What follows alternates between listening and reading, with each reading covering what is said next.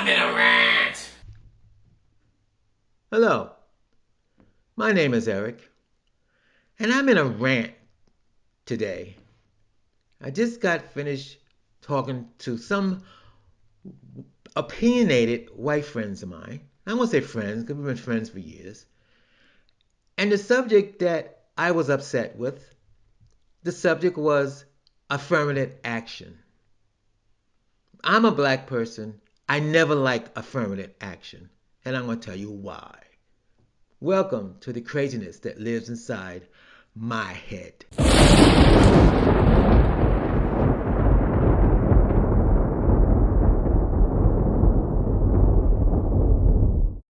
All right, affirmative action.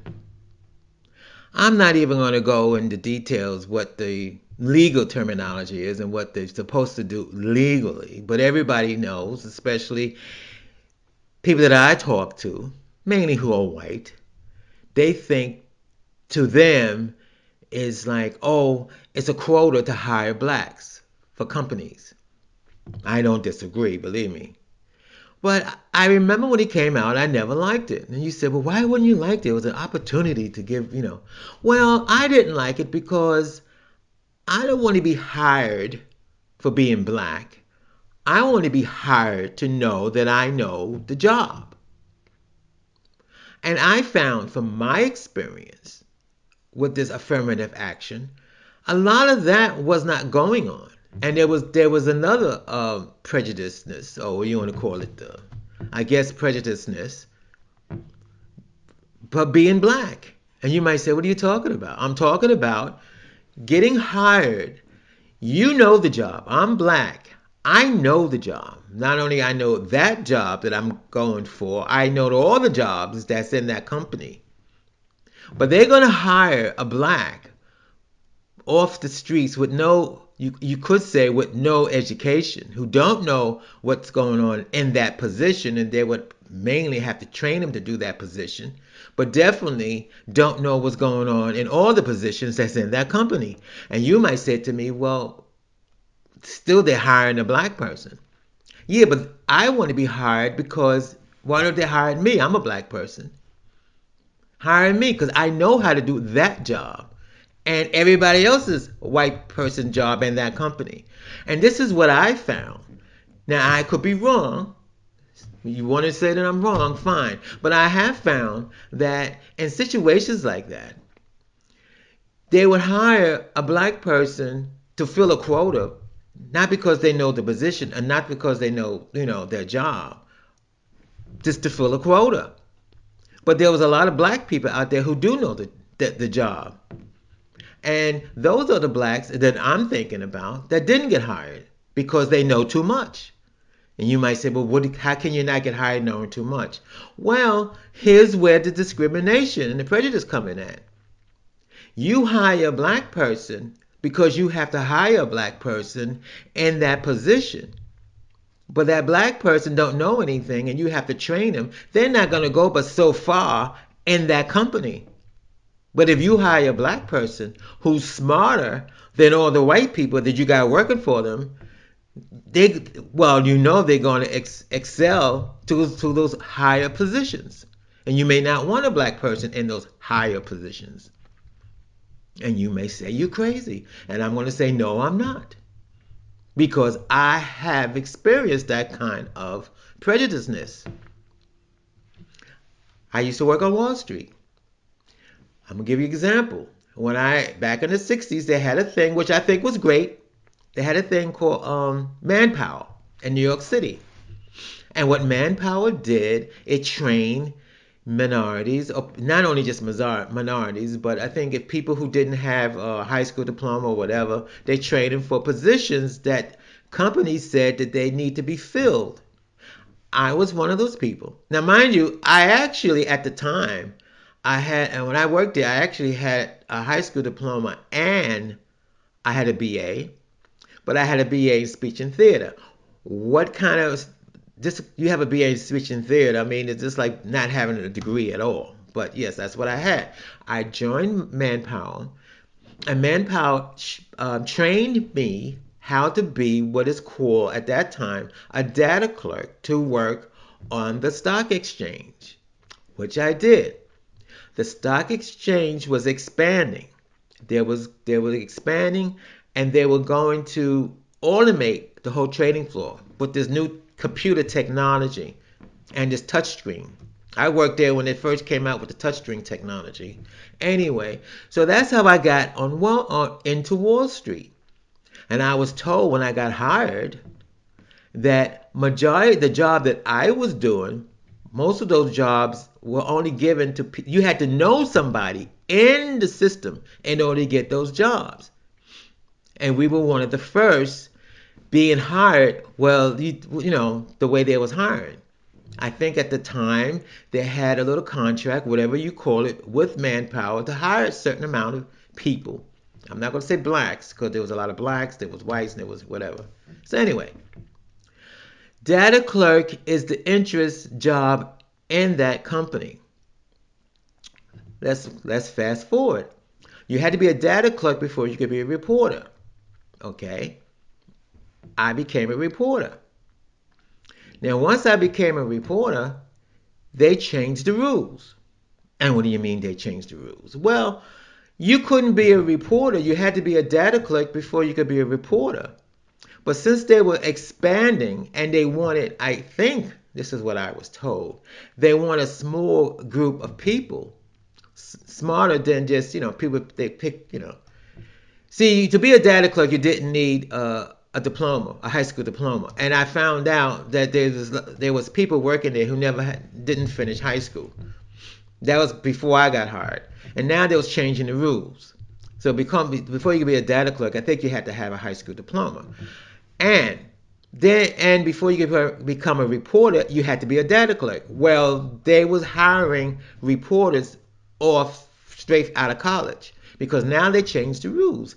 Now you have to have a college degree in order to be a reporter on the trading floor. I said, okay. Well, I couldn't care less because I couldn't care less because I already had my job, so it didn't bother me at all. So here we go. Then they had a thing, they was expanding. And I'm going to tell you something. When I got hired, I'm going to tell you just what's told to me when I got hired. Because when I got hired, they had what you call it? They had a retirement plan. We all got the retirement plan.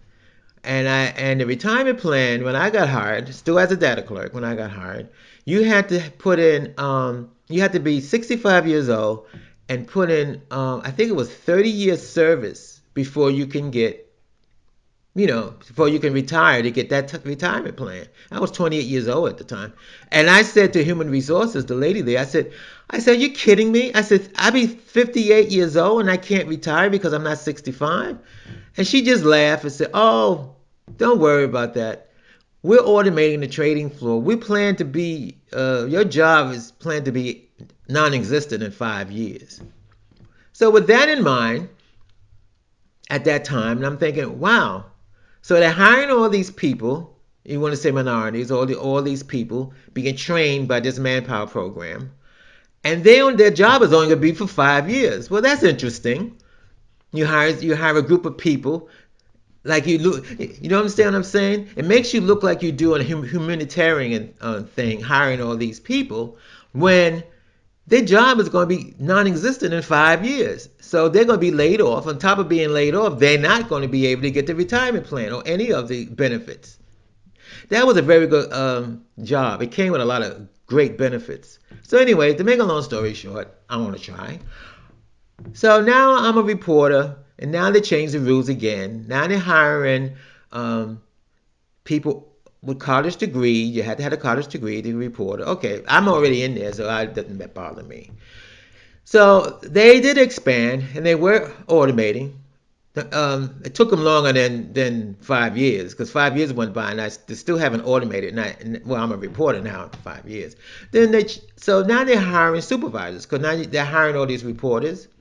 And now they need supervisors because they're expanding. And I went for the job. And one of the criteria for the job is a BA, college degree. So I didn't get hired. I got my letter saying that they turned me down. Now I think I worked there 10 years now. Been there 10 years. So they didn't hire me as a supervisor. So I went to Human Resources to find out why. And the girl says to me, I mean, you could tell she didn't know what to say. And she came to me and she said, "Oh, well, one of the requirements, you got to have a bachelor, BA." I said, "I do have a BA."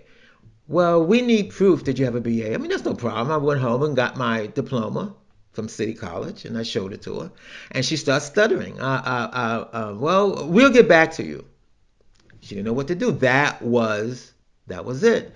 So I forgot the reason why they did send me another letter, and I still wouldn't let me be a supervisor. And there was a reason for it.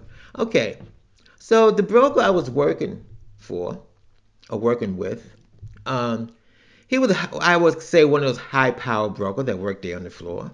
And I told him what happened, and he said, "I will go up there and I'll make them make you a supervisor." I mean, he thought it was ridiculous. I knew what was going on. I knew what was going on because they did not want me to be a supervisor for whatever reason. I knew that. I mean, they did not want me to be a supervisor. Not only being black, I guess I don't think they want me to be a supervisor because not only I'm black, because I think they had that black quota for supervisors that at that time, but because I think was I was gay, and I wasn't. I was a person who don't know how to keep their mouth shut. If you say something derogatory to me, I'm gonna say something derogatory back to you. I didn't hold my tongue.